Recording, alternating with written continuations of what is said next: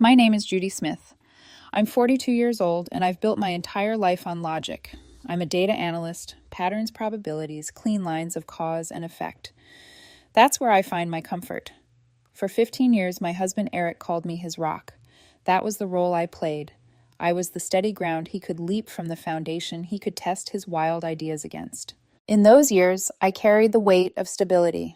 I paid the mortgage, managed our investments, handled insurance, and made sure nothing ever fell apart. He used to say it freed him so he could chase whatever dream or passion called to him that month. First, it was a pottery studio. The clay dried faster than the money drained, but I smiled and reassured him. Then it was yoga teaching half-empty classes at a community center while I quietly covered the bills. Last year, he fell in love with meditation retreats and a so-called spiritual instructor named Vanessa, who also happened to be his new tennis partner. I didn't mind at first. I thought we had a deal. I would build the ship and he would be the sail. But what I didn't realize was that one day he'd decide the ship itself was a prison. It was last Thursday when he sat me down in the living room. The one he'd insisted on redecorating in neutral, calming tones I now realized had been chosen to soothe him, not me. He couldn't even look me in the eye. His focus stayed fixed on the decorative vase perched on the mantel, a vase that had cost more than my first car. "Judy," he began, voice soft, like he'd rehearsed it in a therapist's mirror. "I need some space. I feel like I'm losing myself, you know?" I didn't answer. I'd learned long ago that the preamble in these conversations was for the speaker, not the listener. "You're a good woman," he continued, offering me a compliment the way someone pats a dog's head before walking away. "A wonderful provider. But you're not fun anymore. We're not fun. Everything is so planned, so safe. I need to feel alive again. I need to find my own path."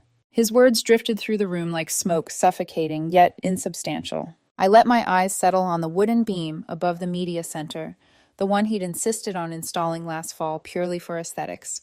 It had cost my entire annual bonus, a monument to form over function. And now here he was, talking about how safety and planning were suffocating him. Something inside me didn't shatter. It calcified.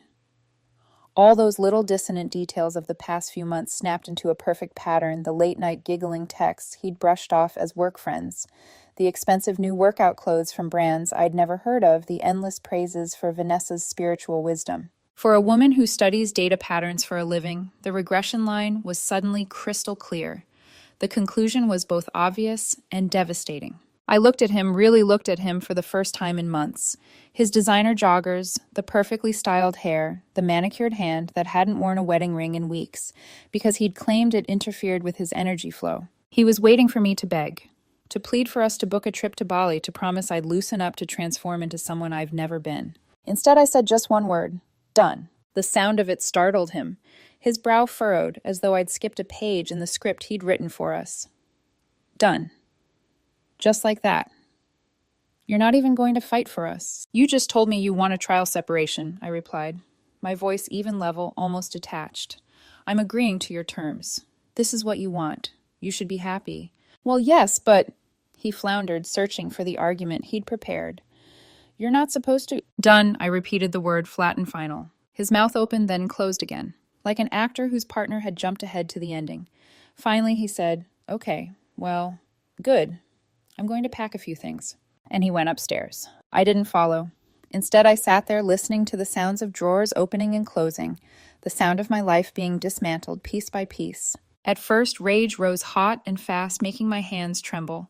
I wanted to grab that ridiculous vase and smash it against the wall, watch it splinter into shards that no amount of glue could fix. Then came grief, sharp and suffocating.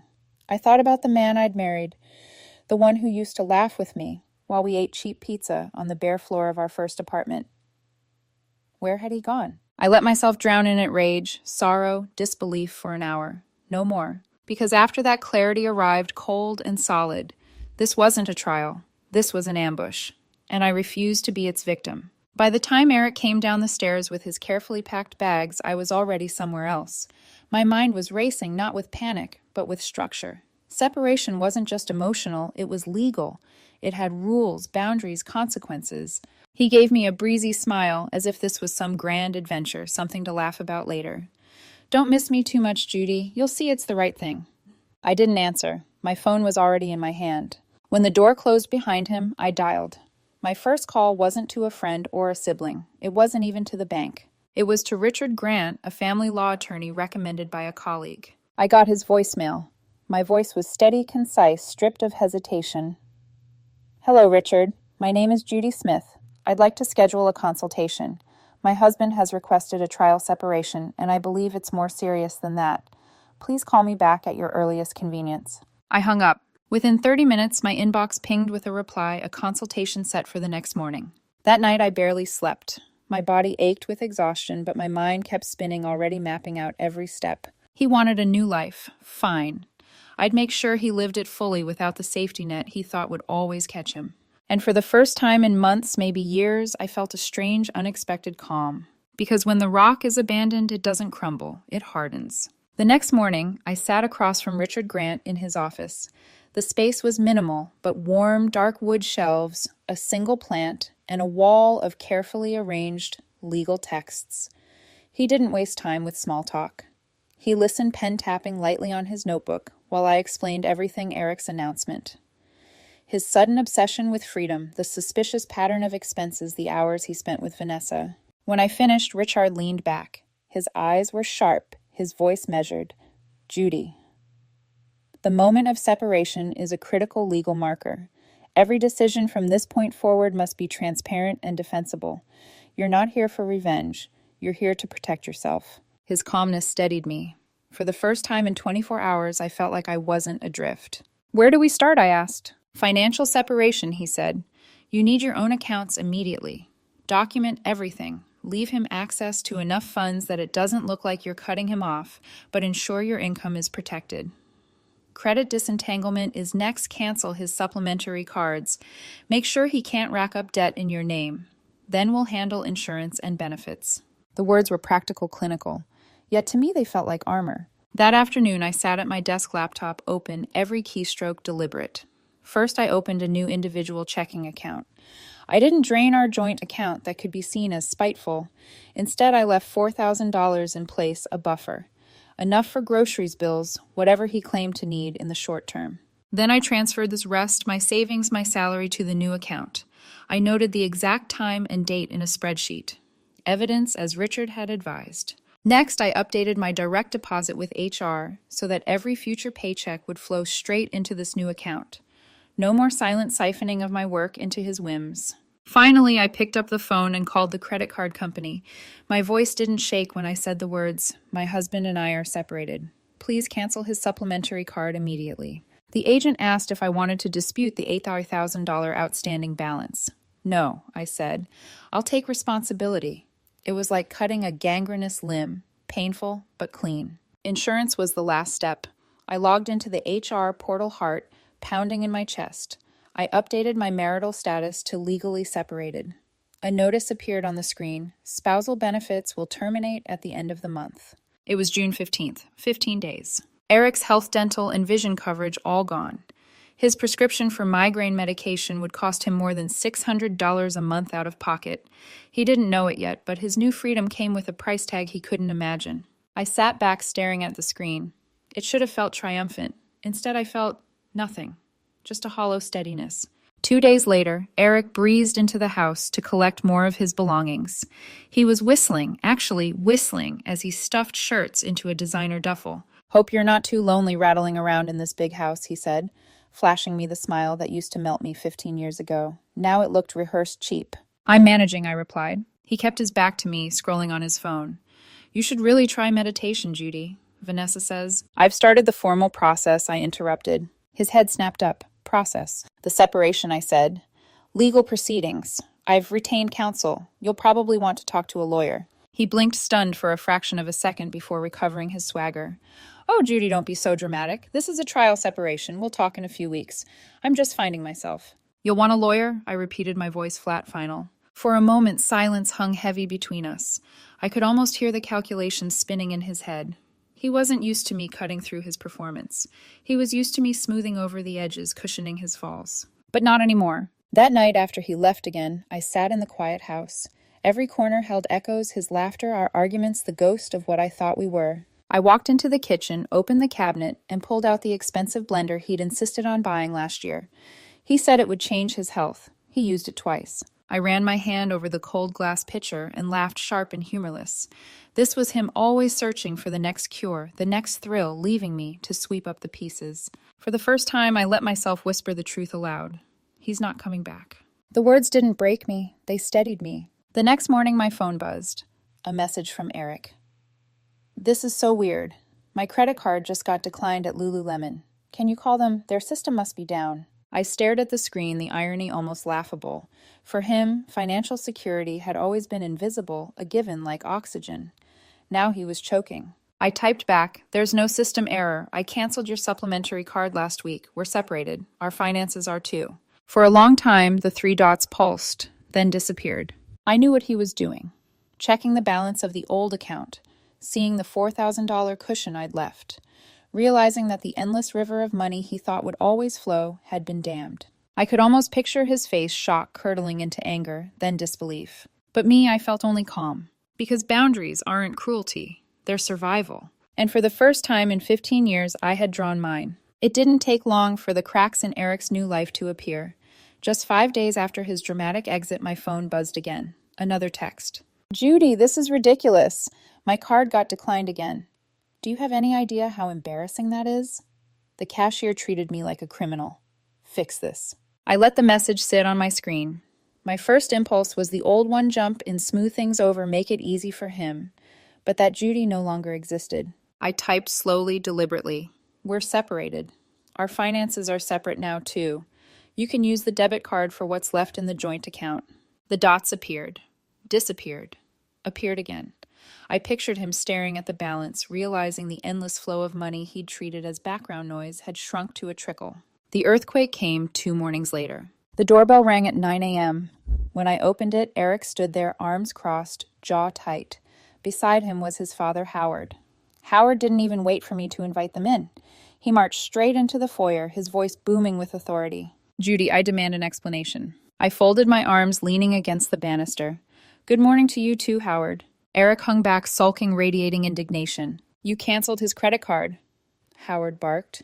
"Are you trying to humiliate my son?" I kept my tone calm, measured.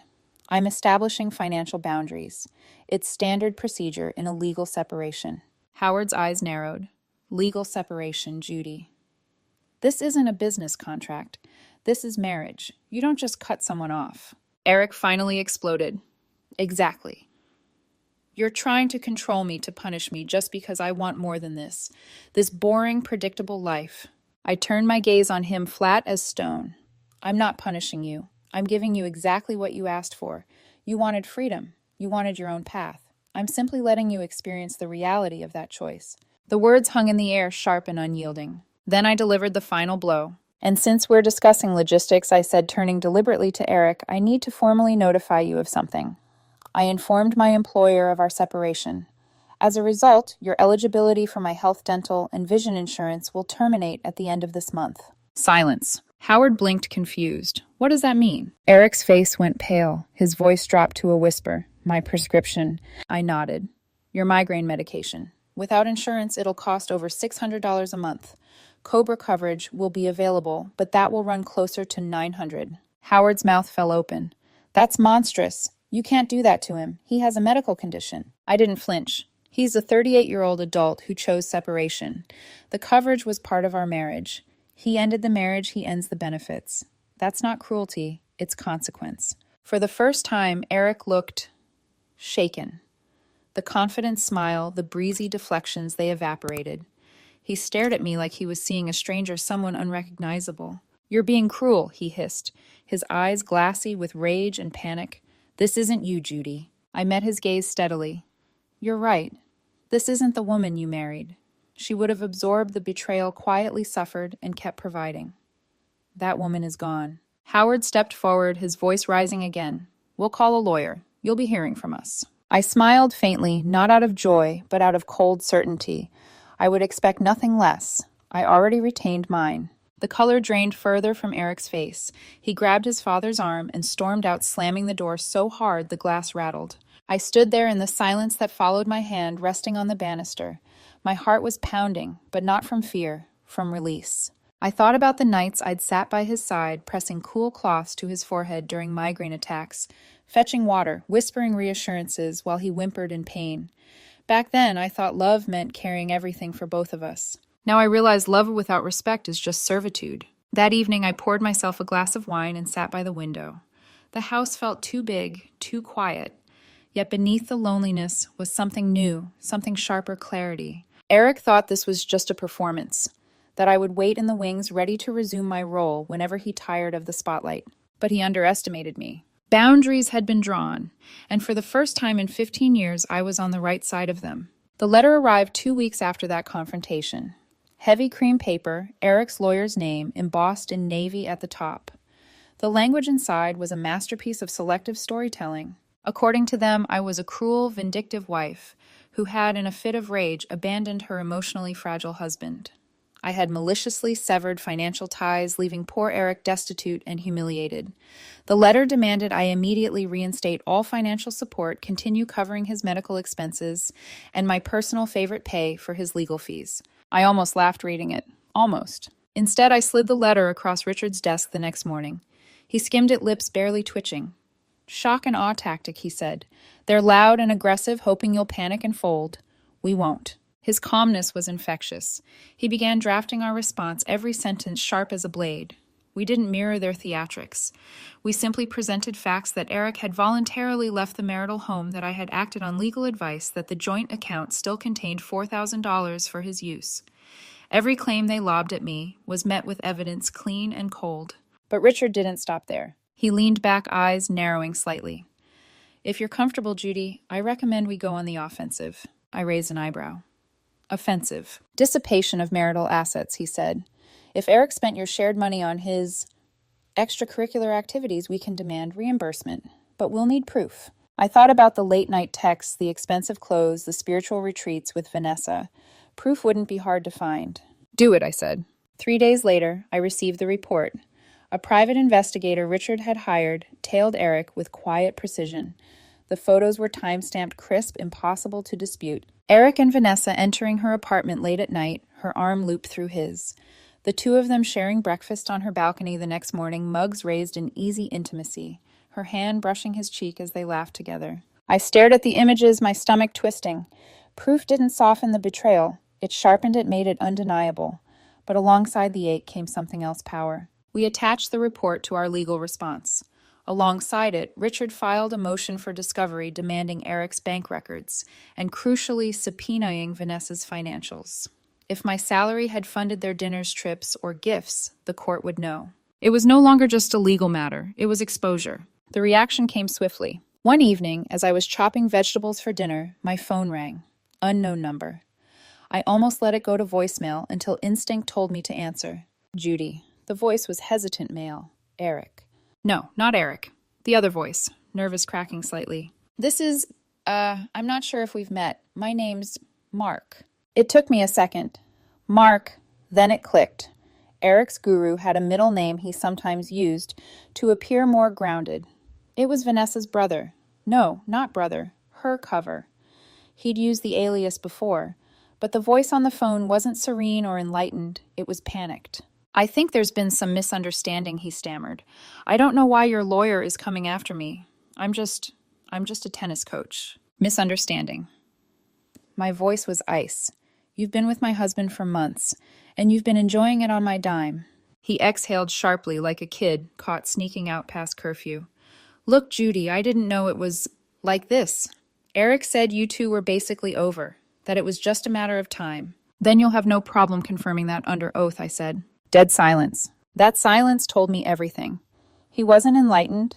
He was terrified. Terrified of court. Terrified of exposure. Terrified of the house of cards collapsing. And it was collapsing. That week, the voicemail started. Eric's voice, first furious. You're destroying my life, Judy. This isn't the woman I married. How could you be so vindictive? Then pleading, Judy, please. We can work something out. Just stop dragging Vanessa into this. Then pitiful. You know I can't afford those medications. You're condemning me. You don't want me to suffer like that, do you? Every time I let the voicemail play, then deleted it. My resolve didn't waver. One night I sat in my therapist's office, the PI photos still echoing in my mind. I expected her to push me toward forgiveness, toward compassion. Instead, she asked quietly, "Judy, what would it look like for you to stop carrying responsibility for his choices?" I thought about that for a long time. The answer was sharp, immediate. It would look like this. For the first time, I believed it. Eric thought I would crumble, that my identity as the rock meant I would always protect him, always cushion his falls. But he forgot something fundamental. A rock doesn't bend. It doesn't cushion. It endures. And when pushed against long enough, it can crush whatever smashes against it. The war had begun, and I was not the one who would break. The first call came late at night. I was in bed reading when my phone lit up with Eric's name. I almost ignored it, but some instinct told me to answer. "Judy," he began, his voice tight, urgent.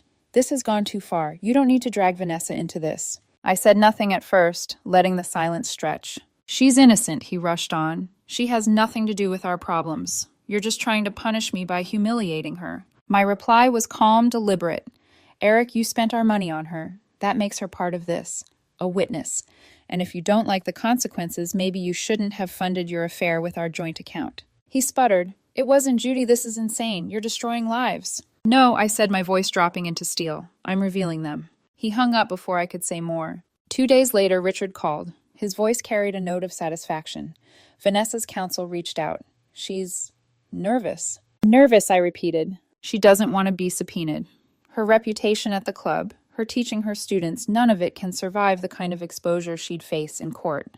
She's already cracking." For the first time in weeks, I allowed myself a slow, steady breath. Not triumph exactly, but the sense of a scale tipping back toward balance. The messages from Eric grew erratic. "You're a monster. You'll regret this." Then minutes later, "Please, Judy, just stop. Let's settle this quietly, for old time's sake. And then one that almost made me laugh. "Vanessa thinks you're obsessed with us. She says you're projecting your insecurities." Obsessed. I stared at the message, shaking my head. If anything, I felt less obsessed than ever. For the first time in years, my mind wasn't occupied with cleaning up his chaos. I was free to notice the quiet hum of the fridge, the rhythm of my own breath, the steady certainty of a life I was now steering myself. But Howard wasn't done. One Sunday afternoon, he showed up unannounced, pounding on my door. His face was flushed, his words spilling over in anger. "You're ruining my son's life." "He's sick, Judy. You know about his migraines. How can you strip him of everything and still sleep at night?" I let him rage. His words washed over me like waves breaking against stone. When he finally paused, I said evenly, "Howard, your son made choices. I'm not responsible for cleaning up those choices anymore." He stared at me like I'd spoken a foreign language. "But you're his wife." "No," I said with a calm certainty that surprised even me. "I was his wife. He ended that when he chose someone else." Howard's mouth opened and closed. Then he turned, muttering, "You'll regret this," as he stormed away. I watched him go, realizing that some men, Eric Howard, would never understand a woman choosing not to bear their burdens. That evening in therapy, I admitted something I hadn't dared to before. "I'm not angry at Vanessa," I said slowly. "Not really. I'm angry at myself for ignoring the signs for carrying him so long that he thought I'd carry him forever." My therapist nodded, her voice soft. "What if anger isn't the end point? What if it's the bridge?" "The bridge to what?" "To freedom," she said simply. The word lingered in my chest long after I left her office. One night, unable to sleep, I found myself in the kitchen, staring at the sleek espresso machine Eric had insisted on buying, then complained about because it was too complicated. I pressed the button, listening to the low hum, the steam, the slow pour of a perfect cup. I sipped, savoring the quiet. Eric had mocked me for finding joy in something so small, calling me boring for clinging to routine. But in that moment, I realized what he saw as boring was what kept me alive. Routine wasn't prison. It was peace. The next morning, Richard forwarded me an email, Vanessa's lawyer again. This time a proposal. "She's willing to provide a sworn statement," he explained, confirming the affair, the timeline, even the expenses Eric covered. In exchange, she wants to be dropped from the case. I stared at the screen, the words blurring. The woman who was supposed to be Eric's new beginning was now bargaining to save herself, even if it meant burning him down. I closed my laptop slowly, a bitter laugh escaping. For months, Eric had treated me like ballast, dead weight, holding him back. And now the woman he'd left me for was about to jettison him to save her own skin. Poetic in its own brutal way. That night, another voicemail from Eric. His voice cracked, desperate now. "Judy, please. Vanessa's panicking. She says she can't handle this. Don't do this to us. Don't make her suffer because of me." I listened, my hand resting lightly on the phone. Once those words, "don't make her suffer because of me," would have hooked straight into my guilt, my compulsion to shield him. But now I let them pass through me. I whispered to the empty room, "You're suffering because of you, Eric, not me." And for the first time, I believed it. It ended not with a bang, but with a signature. After weeks of posturing threats and late-night voicemails, Eric's entire case collapsed under its own weight. The trigger was Vanessa. Her lawyer delivered the affidavit, detailed, meticulous, damning. She confirmed the affair had begun long before Eric left the house. She confirmed the dinners, the spiritual retreats, the shopping trips, all paid for with funds from our joint account. And she confirmed that Eric had promised her a new life once he cut ties with me. The irony was sharp enough to taste. She'd been willing to betray him in writing, all to protect her reputation. In the end, the sail that Eric had chased after so desperately was the one that abandoned him when the winds turned. Richard laid out the consequences with clinical precision. "Her affidavit destroys their narrative," he explained. "No court is going to side with Eric now. Infidelity strips him of leverage. Dissipation of assets means we can demand reimbursement. His lawyer knows it. They'll push him to settle." And settle he did. The house, our carefully curated home with its overpriced beams and decorative vases, was sold. The equity was split down the middle, state law's version of fairness. My half became the down payment for a modest but peaceful condo. His half a lump sum he clung to like a lifeline. Spousal support, his last desperate attempt. But the judge wasn't swayed. With infidelity proven and his misuse of marital funds documented, Eric was granted only 2 years of minimal rehabilitative alimony, barely enough to cover the rent on a small apartment. And the assets Richard's strategy paid off. We proved Eric had spent over $15,000 of my income on Vanessa. That sum was deducted directly from his share of the equity and awarded to me. For the first time in months, the numbers were in my favor. Eric's unraveling was swift. He moved into a cramped one-bedroom on the outskirts of town. Gone were the designer clothes, the endless retreats, the glow of someone who thought the world was his playground. Vanessa disappeared as soon as the affidavit was signed. Whether she left him or he left her, I didn't care. She vanished, and with her went whatever illusion he'd been chasing. Howard still called. Sometimes his voice a mix of fury and sorrow. "You've destroyed him," he accused. I never argued. I simply said no. He destroyed himself, and hung up. For me, the adjustment was quieter. My condo was smaller, yes, but every corner was mine. No decorative vases, no meaningless beams, just shelves lined with my books, my old comfortable chair, and the espresso machine Eric had mocked, but I now used daily. At first, the silence felt foreign. I'd lived so long with his chaos buzzing in the background that peace seemed alien. But over time, the quiet became a balm. One Saturday morning, I stood in my new kitchen sipping coffee, sunlight streaming through the blinds. I thought about the settlement, the hearings, the endless back and forth. How exhausting it had been, how merciless. But also how necessary. Because what remained wasn't bitterness, it was space. Eric once accused me of being too safe, of living a life that was predictable, boring. But as I stood there, I realized something profound. Predictability wasn't prison. It was freedom. Freedom from his whims. Freedom from the constant dread of when the next new passion would cost us another fortune. Freedom from carrying someone who never once thought to carry me. That afternoon I went hiking. It was something I'd always wanted to do, but Eric had mocked it as too mundane.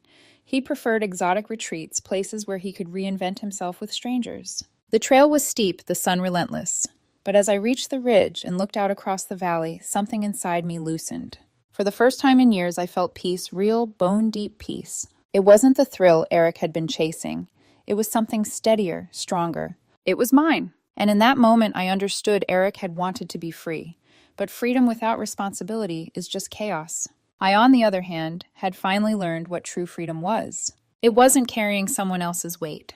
It was standing firmly in my own life, my own choices, my own quiet joy. The collapse of his world was the rebirth of mine. And though part of me still grieved the man I thought I'd married, another part whispered something simple, something undeniable. You survived. You endured. You're free. The divorce papers arrived in a manila envelope thick with legal stamps and signatures. Richard handed them to me across his desk with a simple nod. "It's finalized, Judy. You're free." 2 words I'd never thought would feel so heavy and yet so light. That night, I sat in my condo, the envelope resting on the coffee table like an exorcised ghost. The place was still new, the walls bare, the furniture modest. But it was mine.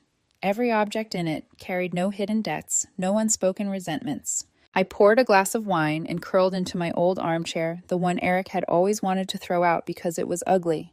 To me, it was beautiful, worn in all the right places, carrying the shape of my body like a memory. The silence pressed around me, but it no longer felt like absence. It felt like space. In the weeks that followed, I built small rituals. Coffee each morning from the complicated espresso machine Eric had hated. Books stacked high on the nightstand.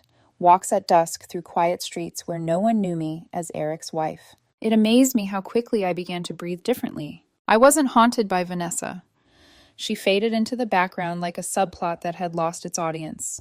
I wasn't even haunted by Eric. He was simply gone, a cautionary tale in the margins of my life.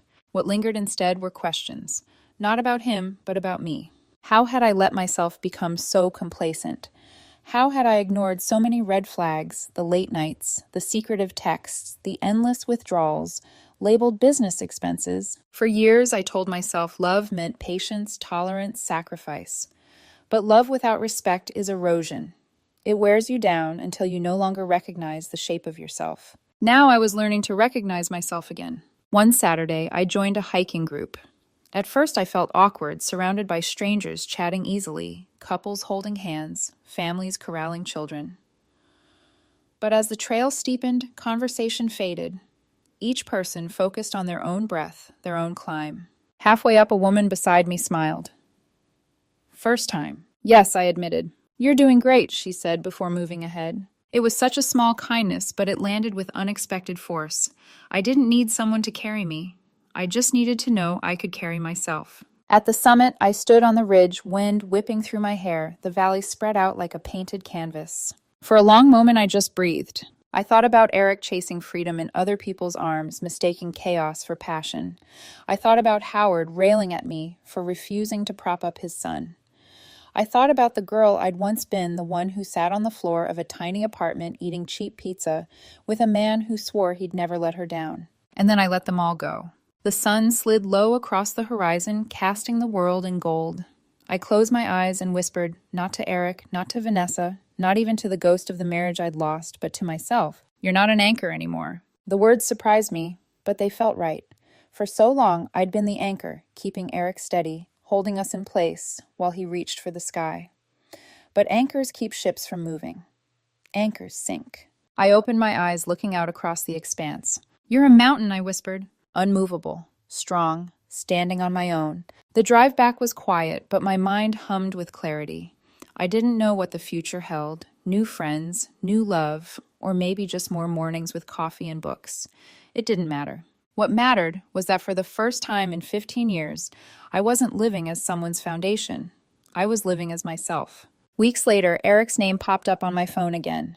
I stared at it, heart steady, not racing. I didn't answer. I didn't need to.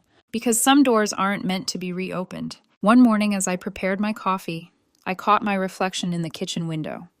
For a moment, I almost didn't recognize her, the woman standing there, hair loose, eyes bright, shoulders unbowed. Then I realized that woman was me, Judy Smith, 42, survivor, free. I smiled a small private smile meant only for myself. The rock that once held someone else's ship steady had finally found its true form. It wasn't an anchor anymore. It was a mountain.